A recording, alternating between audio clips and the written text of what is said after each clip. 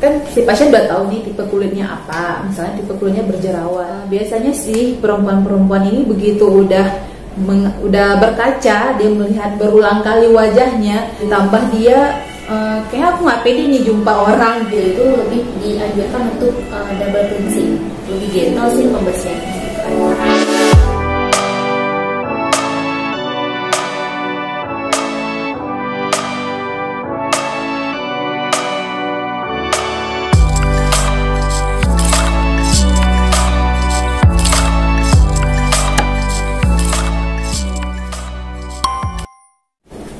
Halo, kali ini kita akan bahas tentang kupas tuntas tentang jerawat.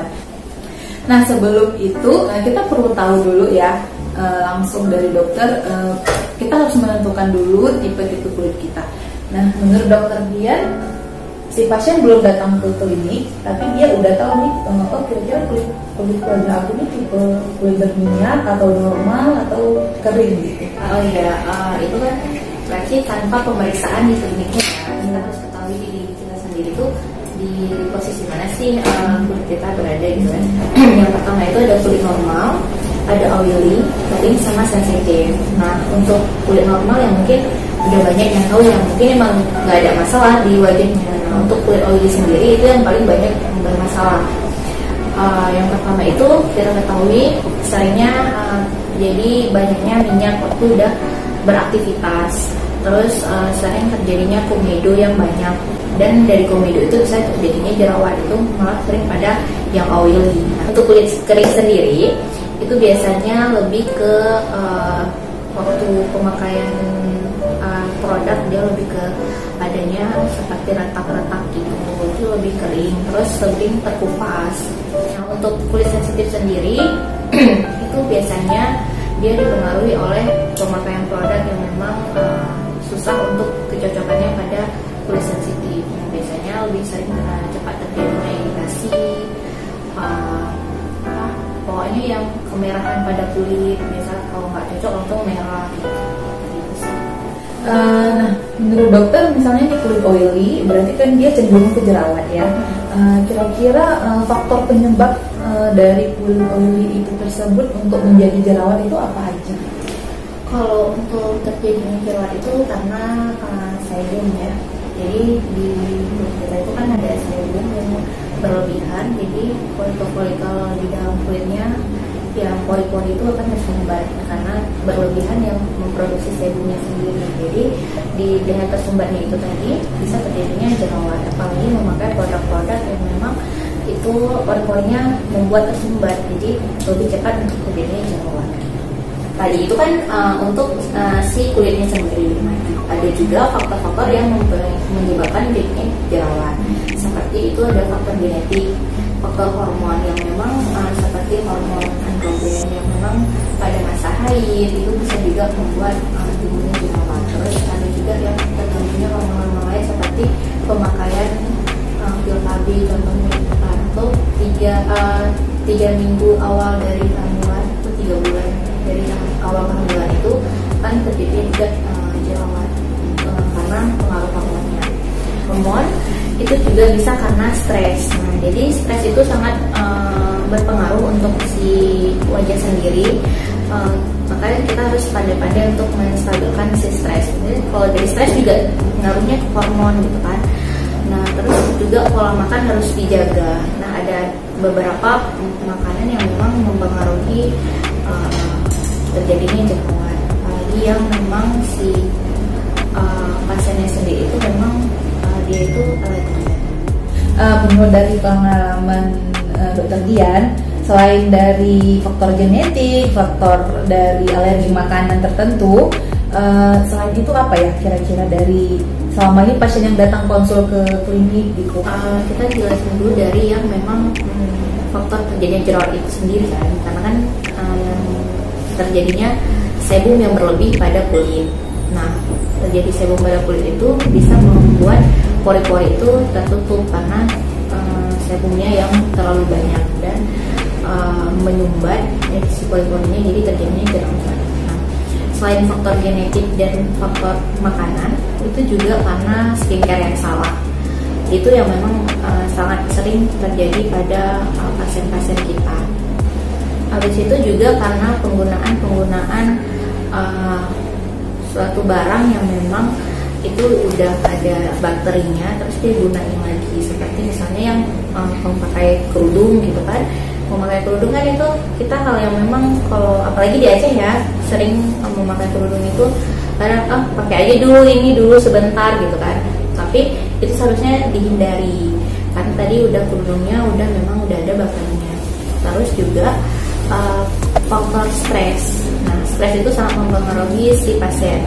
Kenapa? Karena memang paling sering itu udah muncul jerawat satu pasti si pasien, aduh gimana ya, stres banget ya udah ada jerawatnya, jadi makin stres dia makin memicu si jerawatnya tadi lagi. Berkaca berulang-ulang, makin stres ya kan. Apalagi yang memang kalau ke dokter kan biasanya jarang tuh dikasih untuk dipencet gitu kan, yang tadinya jerawat greget gitu kan, ya makin stres kan si pasiennya biasanya sih kayak gitu sih. Dan tadi kan sesuai dengan misalnya dia lagi di rumah, perawatannya apa yang harus dia lakukan. Nah, ini misalnya kalau pasien datang ke klinik, otomatis kan dokternya nawarin perawatan apa yang tepat untuk dia sendiri, gitu kan? Pasti perawatannya banyak, ya kan? Bukan satu perawatan. Kira-kira yang selama ini dokter lakuin di klinik itu yang paling bagusnya yang mana? Perawatan yang mana? Gitu. Jadi tergantung si pasiennya. Nah, datang dengan ada yang jerawatnya cuma 1-2 biji aja atau yang memang full di wajahnya. Nah, untuk di klinik sendiri kita akan memberikan skincare yang pertama yang memang cocok untuk si pasiennya, seperti yang ada kandungan retinoid, asam salisilat gitu kan. Terus yang memang diberikan juga obat minum terkadang untuk si pasien sendiri. Nah, untuk treatment yang dilakukan untuk di kliniknya sendiri itu ada seperti chemical peeling ya, dia di exfoliating dulu karena memang harus diangkat itu semuanya. Terus juga ada dermapen. Nah, untuk si jerawatnya sendiri itu biasanya lebih ke si chemical peeling karena dia memang ada kandungan yang untuk si jerawatnya langsung mati, karena memang kan chemical peeling itu agak perih sih gitu kan, tapi dia memang langsung gitu untuk si jerawatnya sendiri. Langsung tertarget ya? Langsung tertarget untuk chemical peeling sendiri. Nah, kalau untuk dermapen itu biasa lanjutan, karena memang di klinik biasanya itu ada memang menggunakan paket-paket tertentu untuk memang membersihkan si jerawatnya sendiri. Jadi untuk jerawatnya aja dulu, terus nanti baru dilanjutkan dengan bekas jerawat juga kan memang susah juga kan untuk dihilangkan gitu. Nah, untuk jerawat-jerawat yang gede, biasanya untuk satu jerawat itu ada suntikan-suntikan yang memang untuk si jerawatnya sendiri, tapi itu jarang dilakukan oleh dokter karena membuat si jerawatnya jadi berbekas. Jadi lebih ke obat minum ataupun dari skincare-nya sendiri atau obat totalnya. Nah, terus juga yang memang jerawat-jerawat yang membandel itu biasanya dilakukan yang terakhir itu adalah laser. Ya kadang kan pasien ngelihat beberapa perawatan ini mereka udah ngeri duluan, ya kan? Takut yang kesakitan lah gitu kan. Berarti setelah kita tawarkan perawatan, dia juga bisa memberikan pilihannya ya, gitu ya. Nah, tadi kan perawatannya kan ada yang lanjutan gitu kan. Yang lanjutan itu kira-kira dari yang awal sampai yang lanjutan itu berapa lama? Nah, untuk treatmentnya sendiri yang lanjutan itu biasa kami ada 4 kali pertemuan, itu dihabiskan dalam 2 bulan.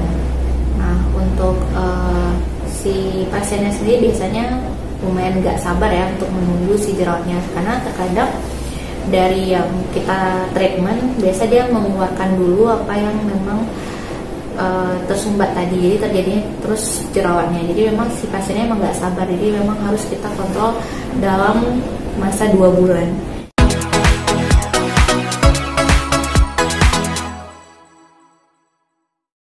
Nah, berikut beberapa poin-poin yang harus kalian ketahui tentang masalah jerawat. Yang pertama adalah kalian harus menentukan dulu tipe kulit kalian itu tipe kulit yang mana.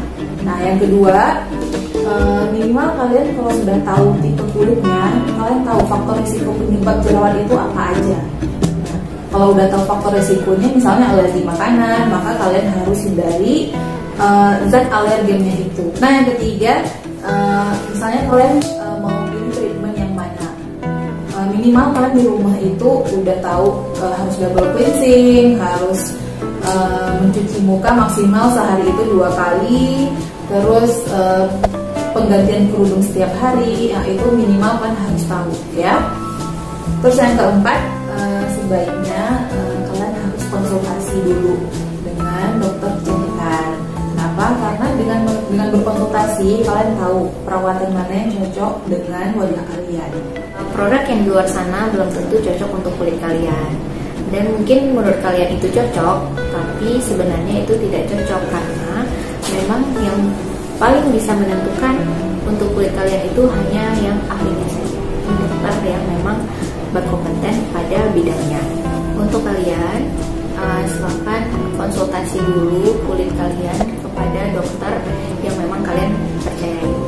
Karena produk-produk yang memang bagus untuk kulit kalian itu adalah produk yang memang ditentukan oleh dokter, dan memang ada dosis-dosis yang perlu dokter pantau untuk wajah kalian. Jadi jangan salah beli produk. Sekian dulu informasi tentang seputar kupas tuntas tentang jerawat. Tunggu video kita selanjutnya ya. Semoga bermanfaat.